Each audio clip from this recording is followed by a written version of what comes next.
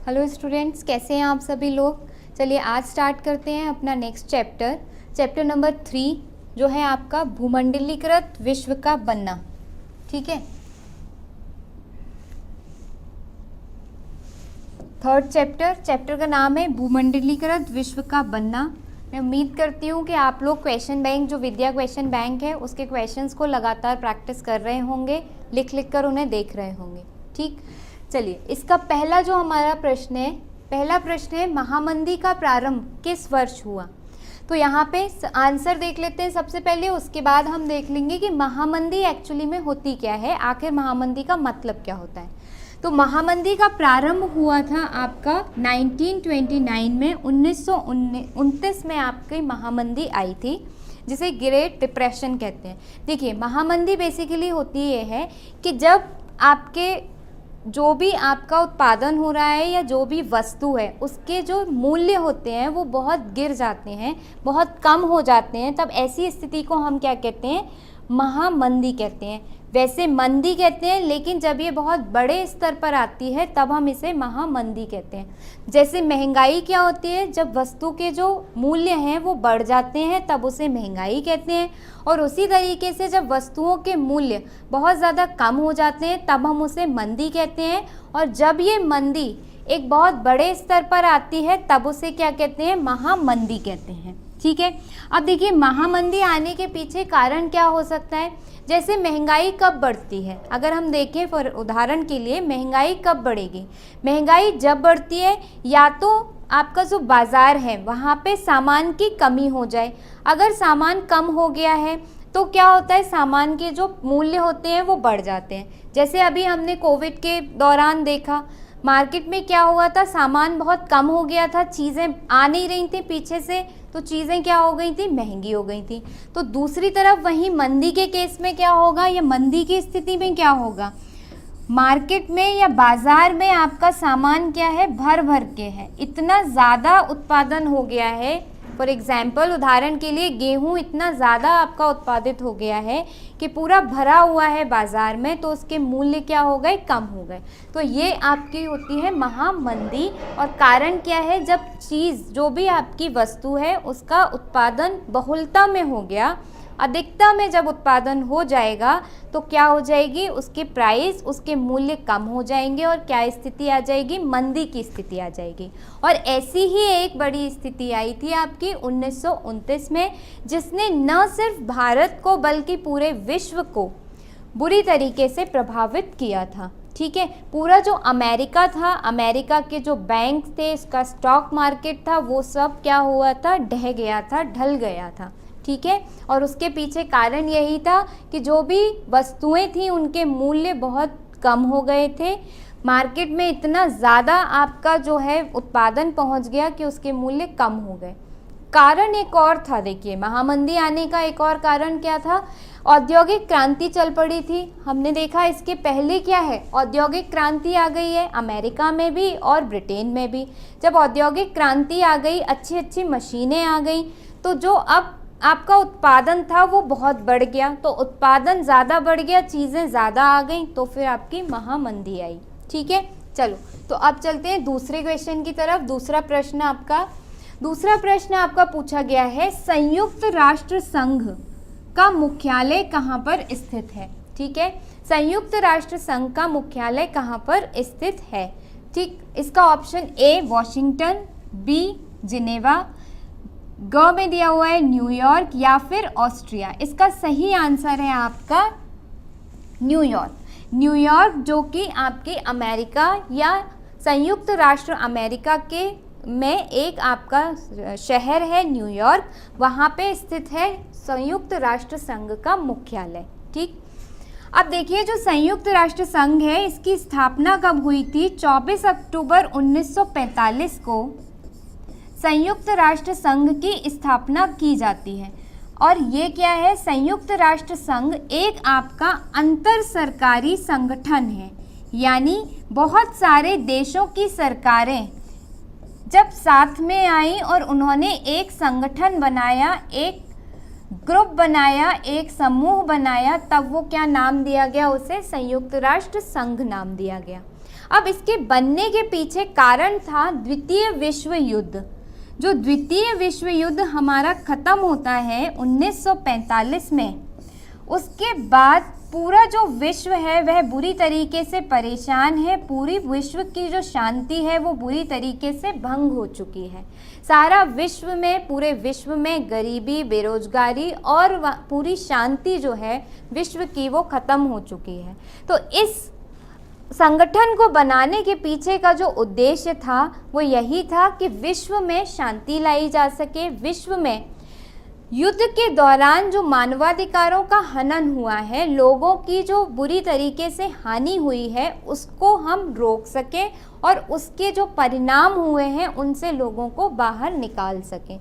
तो इसलिए यह एक संगठन बनाया गया जिसमें सारे देश, कई सारे देश साथ में आए और उन्होंने कहा बहुत युद्ध हो गया, अब हमें युद्ध को रोक करके क्या करना चाहिए, शांति की ओर आगे बढ़ना चाहिए, जिससे कि आगे भविष्य में भी कोई और युद्ध ना किया जाए। ठीक, तो संयुक्त राष्ट्र संघ स्थापना का दिन भी ध्यान रखेंगे।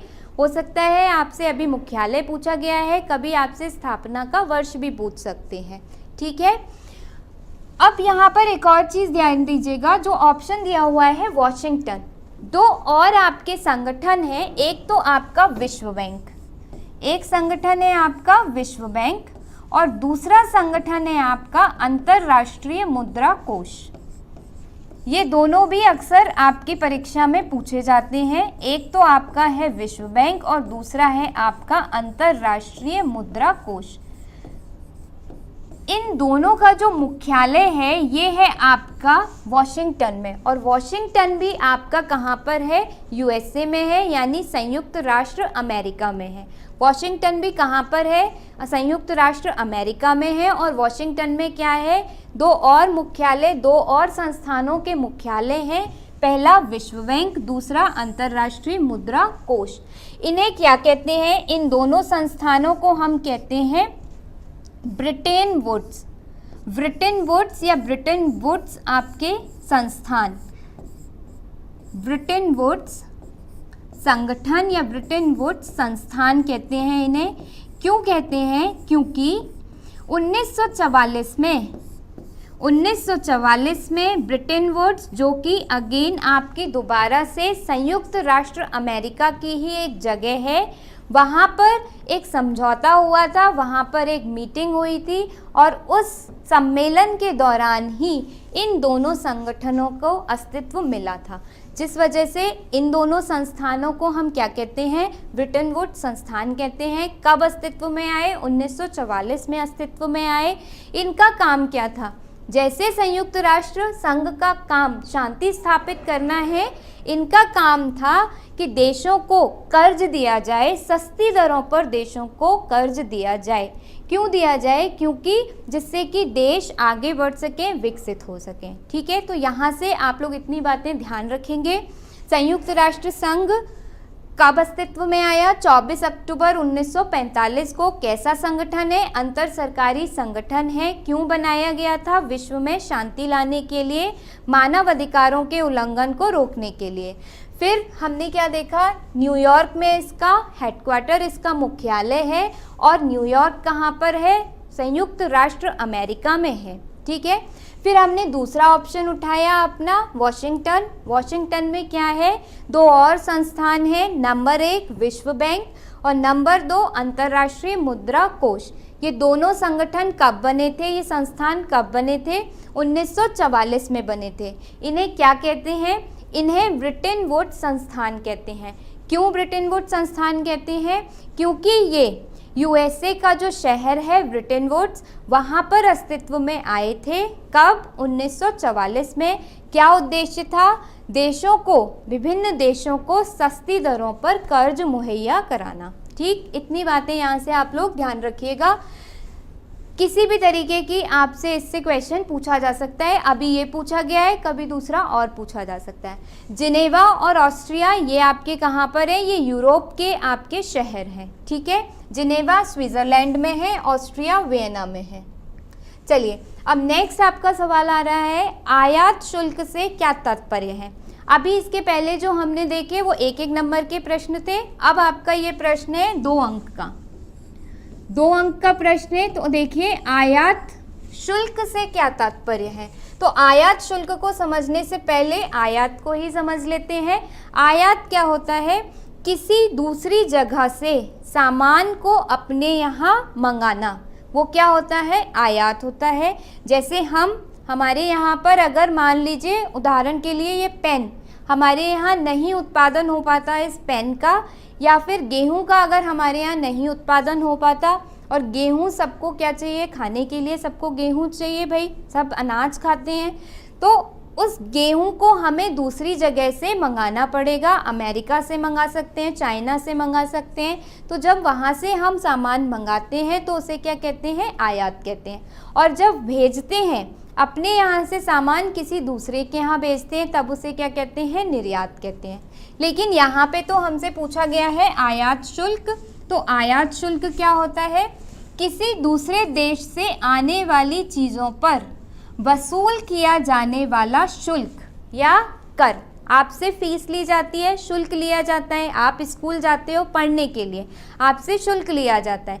उसी तरीके से अगर किसी दूसरे देश से कोई सामान मंगाया जाता है तो उस पर जो शुल्क लगता है उसे क्या बोलते हैं, आयात शुल्क बोलते हैं।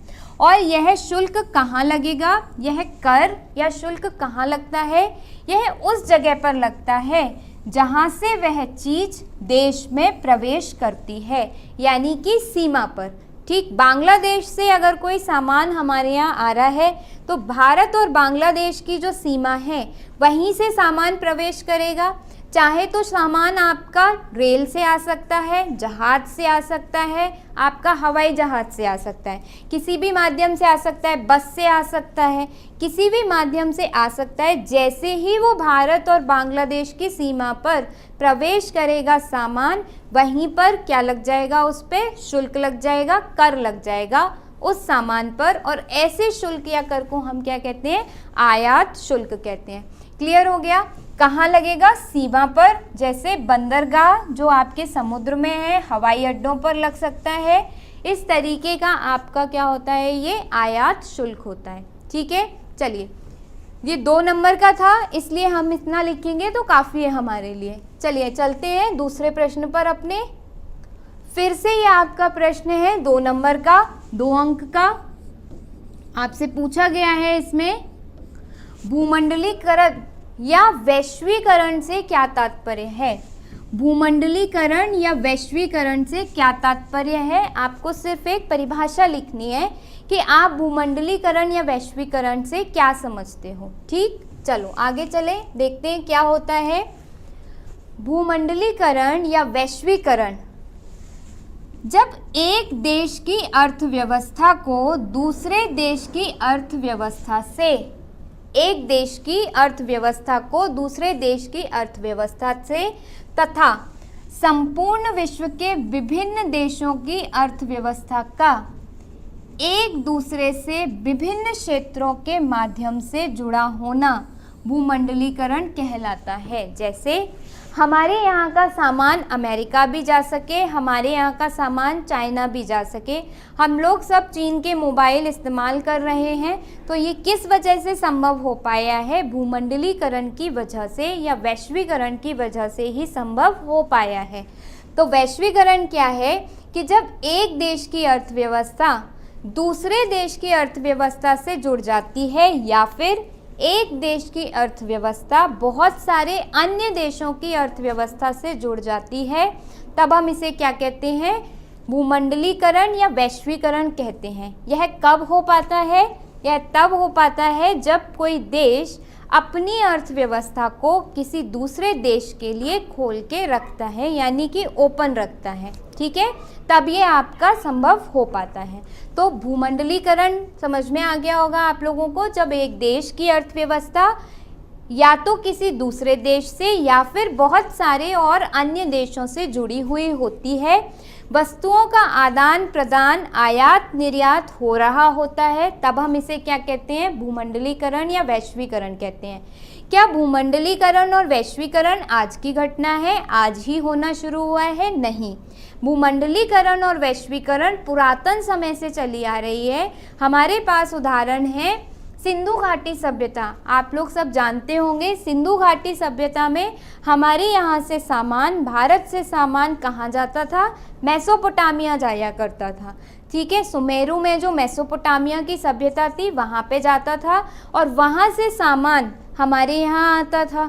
तो इस तरीके से आपकी ये जो अर्थव्यवस्था है बहुत पहले से ही भूमंडलीकृत है, यानी आज ही भूमंडलीकरण उसका नहीं हुआ है। ठीक, फिर हमारे पास एक और उदाहरण है रेशम मार्ग का। रेशम मार्ग आप लोग ने सबने सुना होगा। रेशम मार्ग से कितना ज़्यादा व्यापार होता था और चीन में जो बहुत ज़्यादा रेशम उत्पादित होता था, वहाँ से रेशम विभिन्न मार्गों के माध्यम से यूरोप तक पहुँचाया जाता था। हमारे यहाँ से भारत के केरल राज्य से मसाले कहाँ पहुँचाए जाते थे, यूरोप पहुँचाए जाते थे। तो इस वजह से भूमंडलीकरण आज नहीं हुआ है, बहुत पहले समय से भूमंडलीकरण हो गया है। एक देश से दूसरे देश सामान का आदान प्रदान होना, चीज़ों का आयात निर्यात होना क्या कहलाता है, भूमंडलीकरण कहलाता है। समझ में आ गया होगा। उदाहरण भी आप इसमें लिख सकते हैं। ठीक है, चलो आगे क्वेश्चन, अगले प्रश्न पर चलते हैं। अगला प्रश्न आपसे पूछा जा रहा है व्यापार अधिशेष से क्या तात्पर्य है, या व्यापार अधिशेष की परिभाषा दीजिए। और भारत के साथ ब्रिटेन को व्यापार अधिशेष कैसे प्राप्त होता था। ठीक, दो प्रश्न पूछे गए हैं यहाँ पर। पहला प्रश्न है व्यापार अधिशेष की परिभाषा दीजिए, एक यह प्रश्न है। दूसरा इसी में एक और प्रश्न पूछा गया है कि भारत के साथ ब्रिटेन को व्यापार अधिशेष कैसे प्राप्त होता था। तो सबसे पहले तो परिभाषा ही देख लेते हैं, व्यापार अधिशेष क्या होता है। तो व्यापार अधिशेष, देखिए व्यापार अधिशेष होता है जब हम, अगर अपने बारे में बात करें, अपने देश के बारे में बात करें, जब हम निर्यात ज़्यादा करें किसी दूसरे देश को किंतु उससे आयात कम करें। जैसे उदाहरण के लिए अगर हम चाइना को कुछ सामान भेज रहे हैं, चीन को हम कुछ सामान भेज रहे हैं, खाना मतलब जैसे हम अनाज भेज रहे हैं, चावल भेज रहे हैं, दाल भेज रहे हैं, चीन को हम ये सारे चीज़ें भेज रहे हैं। जब भेजते हैं, आप निर्यातित कर रहे हैं चीन को, उसके बदले में क्या मिलता है, पैसा मिलता है, मतलब डॉलर मिलेगा, करेंसी जो आपकी मुद्रा है डॉलर मिलेगा। प्लस उसके साथ साथ चीन भी हमसे कुछ सामान, ये हम उसे निर्यात कर रहे हैं, लेकिन हम चीन से कुछ सामान हम भी ले रहे हैं। क्या ले रहे हैं, जैसे हमारे यहाँ चीनी जो इलेक्ट्रॉनिक आइटम है आपके, जैसे कि फ़ोन हो गया, टीवी हो गई, ये सब हम किससे आयात कर रहे हैं, चीन से। तो जब कभी भी निर्यात ज़्यादा हो और आयात कम हो, निर्यात ज़्यादा और आयात कम हो, तब ऐसी स्थिति को क्या कहते हैं, व्यापार अधिशेष कहते हैं। ठीक, क्यों, क्योंकि इसमें फ़ायदा होता है उस देश का जिसका निर्यात ज़्यादा होता है। तो व्यापार अधिशेष एक ऐसी स्थिति है जिसमें निर्यात अधिक होता है किंतु आयात कम होता है। निर्यात जब हम करते हैं तो हमें पैसा मिलता है, हमें उसकी कीमत मिलती है सामान की, और जब आयात करते हैं तो हमें सामान के बदले पैसे देने पड़ते हैं। जब हम पैसे कमाएं ज़्यादा और खर्च कम करें, ठीक है, जब हम चीज़ें जो मंगा रहे हैं या बेच रहे हैं उसमें जब हम पैसे कमाएं ज़्यादा खर्च कम करें, तब ऐसी स्थिति को हम बोलते हैं व्यापार अधिशेष। ठीक है, अब देख लो इसकी परिभाषा। व्यापार अधिशेष के अंतर्गत निर्यात की कीमत आयात से अधिक होती है, निर्यात ज़्यादा होता है, आयात कम होता है। अब ये तो हो गया पहला उत्तर हमारा। दूसरा पूछ रहा है भारत के साथ ब्रिटेन को व्यापार अधिशेष कैसे प्राप्त होता था। कह रहे हैं कि जब ब्रिटेन यहाँ पर, हमारी उपनिवेश थे हम ब्रिटेन के, जब ब्रिटेन हमारे ऊपर शासन कर रहा था तो वह भारत से व्यापार अधिशेष करता था, मतलब निर्यात ज़्यादा करता था और आयात कम करता था। ठीक है, कैसे देखो, जब ब्रिटेन में भारत से खनिज संपदा और खाद्यान्न भेजा जाता था, हमारे यहाँ से क्या लेकर के जाते थे, वो कच्चा माल लेकर जाते थे, ठीक है, खनिज संपदा लेकर जाते थे, खाद्यान्न खाने पीने का सामान लेके जाते थे, कच्चा माल लेके जाते थे, जैसे कपास लेके जाते थे। लेकिन वहाँ पे औद्योगिक क्रांति सी बड़ी बड़ी मशीनें लगी हुई थी। बनता कहाँ पे था, उनके यहाँ बनता था, बनता वहाँ पे था, प्रोडक्शन उत्पादन वहाँ पे होता था कपड़े का, और बना हुआ कपड़ा हमारे यहाँ आता था, ठीक। और वो हमारे यहाँ वो लोग क्या करते थे, बेचते थे। जैसे क्या चीज़ महंगी होगी, कपास महंगा होगा, रुई महंगी होती है, या कपड़ा बना हुआ महंगा होता है, कपड़ा बना हुआ महंगा होता है। तो ये लोग 10 रुपये किलो की जो रुई है वो लेकर के चले जाते थे, 10 भी ज़्यादा हो गया, 1 रुपये किलो की जो रुई होती थी, कपास यहाँ से लेके जाते थे, और वहाँ से बनी हुई शर्ट, बनी हुई पैंट लेकर के यहाँ पर आते थे, और हमारे यहाँ मार्केट में, हमारे यहाँ बाज़ार में लगभग 60-60, 70-70 रुपए की बेचा करते थे, ठीक है। मैं ये उदाहरण दे रही हूँ, मूल्य ये कम ज़्यादा हो सकते हैं, ठीक, लेकिन बस आपको समझाने के लिए है कि हमारे यहाँ से कच्चा माल लेकर जाते थे जो बड़ा सस्ता होता था, और जो वहाँ से फाइन प्रोडक्ट बना के, या शर्ट या फिर पैंट या फिर जो भी सामान बना के भेजते थे, वो भारतीय बाजार में बड़ा महंगा बिकता था, ठीक है। तो हम निर्यात तो वो लोग हमसे ज़्यादा पैसों का कर ले रहे हैं, ठीक, लेकिन हमसे आयात वो लोग क्या कर रहे हैं, कम कर रहे हैं, ठीक है। ब्रिटेन के मामले में बात कर रहे हैं, ब्रिटेन जो आयात कर रहा है चीज़, जो चीज़ खरीद रहा है वह कम पैसों में खरीद रहा है भारत से, लेकिन जो चीज़ भारत को बेच रहा है वह ज़्यादा पैसों में बेच रहा है। इसलिए हमेशा ब्रिटेन किस स्थिति में रहता था, व्यापार अधिशेष की स्थिति में रहता था भारत के साथ में, ठीक। समझ में आ गई ये सारी चीज़ें, सारे प्रश्न समझ में आए आपको। चलो चलेंगे अगले प्रश्न की तरफ, ठीक है।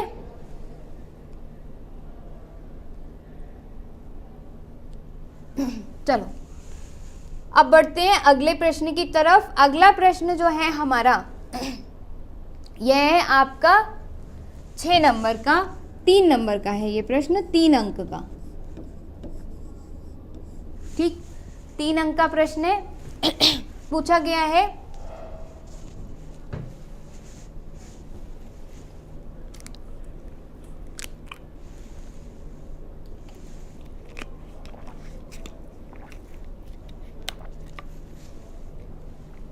अब पूछा गया है 1929 की महामंदी का भारत पर क्या प्रभाव पड़ा। बताया था मैंने महामंदी क्या होती है। महामंदी होती है आपकी जो भी मूल्य हैं, वस्तुओं के जो मूल्य हैं वह गिर जाना, उनका कम हो जाना आपका कहलाता है महामंदी। अब पूछ रहे हैं 1929 की महामंदी पर का भारत पर क्या प्रभाव पड़ा। अब देखिए, जो 1929 की महामंदी थी, इसका प्रभाव पूरे विश्व के साथ साथ भारत पर भी पड़ा। महामंदी ने भारतीय व्यापार को फौरन प्रभावित किया। बिल्कुल सही बात है, क्यों प्रभावित करेगा भारतीय व्यापार को महामंदी ने, क्यों प्रभावित किया भाई। भारत में भी क्या होता था, गेहूं का उत्पादन होता था, पटसन का उत्पादन होता था, जूट का उत्पादन होता था। यह उत्पादित होने के बाद में कहाँ भेजा जाता था, विदेशों में भेजा जाता था। विदेशों में इसका क्या होता था, निर्यात होता था। जब मंदी आ गई यानी कि उसके जो मूल्य थे गेहूं के, पटसन के, कपास के, सबके मूल्य क्या हो गए, विदेशी बाजार में कम हो गए। तो अब किसान की जितनी लागत लगी थी गेहूं को उपजाने में, किसी भी फसल को उपजाने में क्या लगती है, लागत लगती है, पैसा लगता है भाई। किसान मेहनत भी करता है, बीज भी डालता है, जो कटाई में या फिर उसका बीज निकालने में आप लोगों को पता ही होगा क्या लगती है, लेबर लगती है, मजदूर लगाने पड़ते हैं, खाद पानी ये सारी चीज़ें लगती हैं, मेहनत भी लगती है, तो उसकी कुछ लागत लगती है। अब उसकी लागत लगी मान लीजिए 4 रुपये, अब बाज़ार में उसका मूल्य हो गया 2 रुपये। क्यों, मंदी की वजह से। तो इस वजह से जब उसे अपनी लागत मूल्य के ही पैसे नहीं मिले तो किसान का क्या हो जाएगा, नुकसान हो जाएगा। तो वही होगा, महामंदी ने भारतीय व्यापार को फौरन प्रभावित किया। 1928 से 1934 के बीच देश के आयात निर्यात घटकर लगभग आधे रह गए। महामंदी की वजह से जो चीज़ें आयातित हो रही थी, जो चीज़ें निर्यातित हो रही थी, अब वो घट कर के आधी रह गई। क्यों? क्योंकि भैया सामान ही इतना ज़्यादा है, वस्तुएं इतनी ज़्यादा आ गई हैं, पूरे बाज़ार में मंदी है, कोई उन्हें खरीदने के लिए तैयार नहीं है। मंदी कब आती है? जब सामान बहुत ज़्यादा होता है लेकिन उसकी मांग नहीं होती। जब लोगों के पास में मांग ही नहीं है, वो सामान खरीदने जा ही नहीं रहे बाज़ार, तो क्या आ जाएगी? मंदी आ जाएगी। सीधी सी बात है, ठीक है। तो मंदी आ गई, इस वजह से आयात निर्यात घट कर के आधा रह गया। 1928 से 1934 के बीच ये मंदी आई थी आपकी 1929 में, और ये रही लगभग 1939 तक, 1939 तक रहती है ये मंदी। लगभग इसका प्रभाव 10 साल रहता है, ठीक है। और जैसे ही द्वितीय विश्व युद्ध शुरू होता है फिर इस मंदी का प्रभाव हटने लगता है, ठीक। दूसरा और क्या प्रभाव हुआ? 1928 से 1934 के बीच भारत में गेहूं की कीमत 50% गिर गई। अब गेहूं की कीमत गिर गई है, मैंने बताया आपको, गेहूं की कीमत गिर गई तो अब किसान की लागत भी नहीं निकलेगी, ठीक है। शहरी निवासियों के मुकाबले किसानों और काश्तकारों को ज़्यादा नुकसान हुआ। जाहिर सी बात है, उन्हें तो नुकसान होगा ही, क्योंकि किसान ने अपनी लागत लगा के, अपना पैसा लगा के अनाज उपजाया और अब उसकी लागत ही नहीं मिल रही, ठीक है। उसने उधार भी लिया होगा बीज खरीदने के लिए किसी से। जब बीज खरीदने के लिए उसने उधार लिया, किस बात को कह के लिया होगा उधार? कि भैया जैसे ही फसल बिच जाएगी हम तुम्हारे पैसे दे देंगे। अब क्या हुआ? फसल ही नहीं बिक पा रही है। फसल नहीं बिक पा रही है किस वजह से? मंदी की वजह से। या बिक रही है तो बहुत कम दामों पे बिक रही है। उसने सोचा था फसल बिक के 20,000 रुपये आएंगे और आ रहे हैं 10,000 ही रुपये, तो कर्ज कैसे चुकाएगा, ठीक है। तो इस वजह से इन्हें बहुत ज़्यादा नुकसान हुआ। यद्यपि कृषि उत्पादों की कीमत तेज़ी से नीचे गिरी, लेकिन एक और हो गया, सरकार ने लगान वसूली में छूट देने से इनकार कर दिया। ब्रिटेन की सरकार थी, ब्रिटिश गवर्नमेंट थी, अब उन्होंने भाई किसानों की तो लागत के हिसाब से उन्हें पैसे नहीं मिल रहे, मंदी की वजह से वैसे ही उनका बेकार काम हुआ है। 20,000 रुपये लगे थे, अब मिल 10,000 रुपये ही रहे हैं, तो पहले ही उनको हानि हो रही थी। ऊपर से जो ब्रिटिश सरकार थी उन्होंने कहा कि किसानों पर जो कर लगता है, किसानों को जो टैक्स देना पड़ता है, जो कर देना पड़ता है, हम माफ़ नहीं करेंगे। तो वैसे ही किसानों के पास में पैसा नहीं था, अब और कर की मार उन पर आ गई। पहले ही कर्जे में डूबे हुए थे और कर और उन्हें भरना पड़े, ठीक है। तो उनकी स्थिति बड़ी खराब हो गई। सबसे बुरी मार उन काश्तकारों पर पड़ी जो विश्व बाजार के लिए उपज पैदा करते थे, जैसे जो नील उपजाते थे, जो लोग नील की खेती करते थे। हम लोगों ने देखा था पिछले अध्याय में, आप लोगों ने पढ़ा भी होगा कि नील की खेती की जाती थी। अब नील की खेती बहुत ज़्यादा हो गई, मंदी आ गई, अब नील वहाँ पे पहुँच नहीं पा रही। जब पहुँच नहीं पा रही, उन्हें सही दाम नहीं मिल रहे। अब नील का क्या करेंगे वो? यहाँ पर उसका कोई काम तो है नहीं, खाने की कोई वो चीज़ है नहीं कि वो उसे खा के अपना गुजर बसर कर लें। उनकी तो वो चीज़ क्या हो गई? खराब हो गई। तो ऐसे किसानों को और ज़्यादा नुकसान हुआ। जैसे टाट का निर्यात बंद होने से कच्चे पटसन की कीमतों में 60% से ज़्यादा गिरावट आई। टाट जो होता है, टाट पट्टी पटसन की बनती है, वो एक बैठने की, जो आप लोगों ने देखी होगी, फर्श जिसे हम कहते हैं बैठने वाली, तो पटसन से बनती थी। अब विदेशों में ही जाकर बनती थी, फैक्ट्री लगी हुई थी विदेशों में। अब उसमें क्या हुआ? जिन लोगों ने उपजा लिया वो कीमतें गिर गईं, उसका निर्यात बंद हो गया, उनका तो नुकसान हो गया। अब उनका पटसन पड़ा हुआ है, कोई खरीदने वाला नहीं है, अगर खरीद भी रहा है तो बहुत कम दामों पे खरीद रहा है। उनका नुकसान हुआ, उनकी हानि हुई, सबसे ज़्यादा उन्हें हानि हुई। मंदी के इन्हीं सालों में कि भारत कीमती धातुओं खासतौर से सोने का निर्यात करने लगा। अब भाई भारत क्या करें, भारत के लोग क्या करें, पैसे तो चाहिए ना कहीं से। कर्ज भी बढ़ता जा रहा है, कर्ज की मार भी पड़ रही है। आप कर्ज भी कम नहीं कर रहे हो, इधर वस्तुओं की मांग भी कम हो गई है, उत्पादन इतना ज़्यादा हो गया है, कीमत कम हो गई है।